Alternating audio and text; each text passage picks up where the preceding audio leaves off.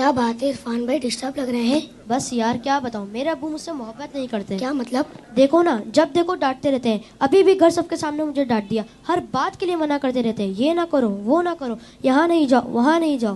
اتفاق سے میرے ابو بھی ایسے ہی ہیں. مجھے تو ایسا لگتا ہے دنیا کے سارے ابو ایک جیسے ہوتے ہیں. صحیح کہہ رہے ہیں آپ.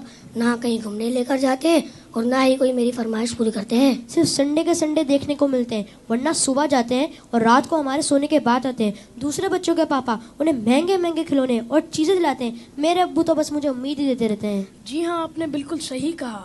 دنیا کے سارے ابو ایک جیسے ہی ہوتے ہیں.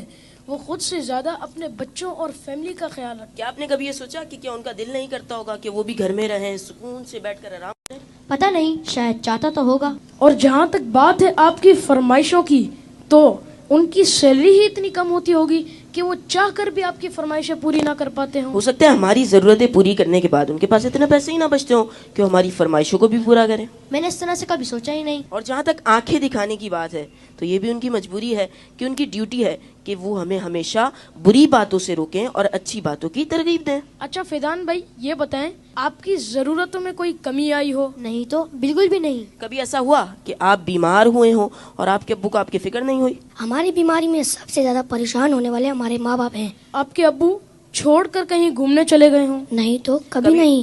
کبھی ایسا ہوا کہ آپ کے ابو نے خود تو کچھ اچھا کھایا اور آپ کو نہ دیا ہو؟ کبھی نہیں. اگر کوئی اچھی ڈش کم ہوتی ہے تو وہ ہمیں دے دیتے ہیں اور کہتے ہیں تم کھا لو، میرا دل نہیں چاہ رہا. اگر یہ پیار نہیں ہے، محبت نہیں ہے، تو پھر کیا ہے؟ ماں اور باپ دونوں ہی محبت کرتے ہیں، لیکن ماں کی محبت نظر آ جاتی ہے اور باپ کی محبت کو محسوس کرنا پڑتا ہے. میں کتنا غلط سوچ رہا تھا اپنے ابو کے بارے میں. لو یو ابو. Love you very much. باپ باپ ہی ہوتا ہے. باپ ایک سایہ دار درخت ہوتا ہے. آج ان بچوں کی باتوں نے مجھے اپنے والد بھی یاد دلا دی ہے. واقعی اچھے کھانے انہوں نے ہمیں ہی کھلائے، اچھی چیزیں انہوں نے ہمیں ہی عطا کی. اور وہ بچے جن کے والدین ان کی فرمائشیں پوری نہیں کرتے نا، انہیں یہ سوچنا چاہیے. صرف میں بچوں سے بات نہیں کروں گا، گھر کے اور بھی افراد ہیں، زوجہ بھی ہے، بیٹی بھی ہے. وہ کہتی ہے ابو آپ ہمارے لیے کچھ لاتے نہیں ہیں. بیوی کہتی شوہر سے آپ کچھ لاتے نہیں. اس بیچارے سے تو پوچھو اس کی مجبوری کیا ہے. صبح سے گھر سے نکلتا ہے، چاہے سردی ہو چاہے گرمی ہو.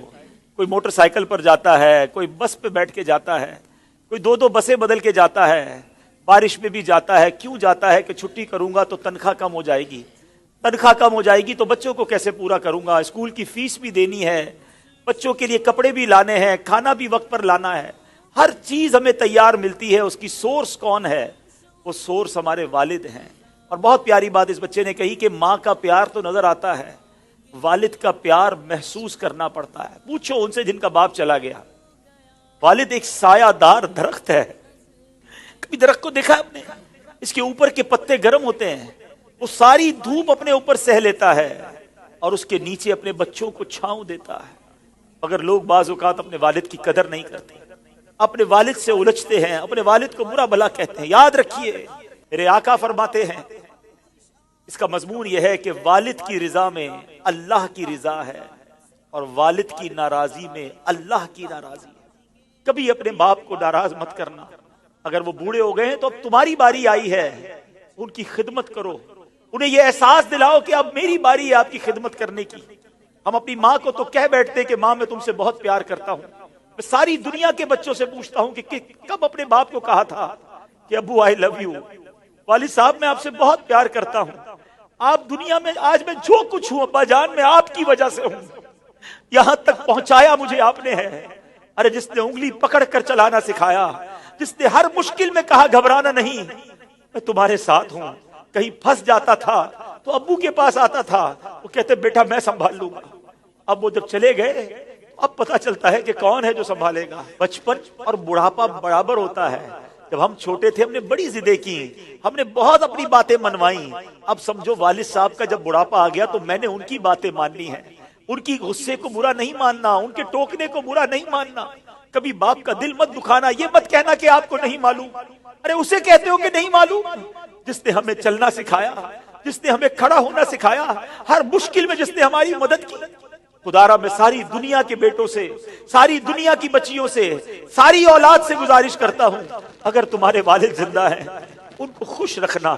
اور بوڑھے ہو گئے تو اب احساس دلاؤ ان کو کہ ابو جان آپ نے بڑا کام کیا ہمارے لیے، बड़ी मेहनत की, अब हमारी बारी है आपकी खिदमत करने की, अब हम आपको सुख पहुंचाएंगे, अब आप किसी टेंशन में ना रहे, मेरे पास जो कुछ है अब्बू जान ये सब आपका है, आपकी वजह से है। तुफ है उस औलाद पर जो अपने वालिद को कहती है कि ये मेरा है आपका नहीं है, मैंने कमाया है आपने नहीं कमाया। ये कभी मत कहना, मेरे पास जो कुछ है, जो शराफत है, जो इज्जत है, जो दौलत है, वो सब कुछ माँ बाप की वजह से है, वो वालिद की वजह से बिलखुसूस है। अपने वालिद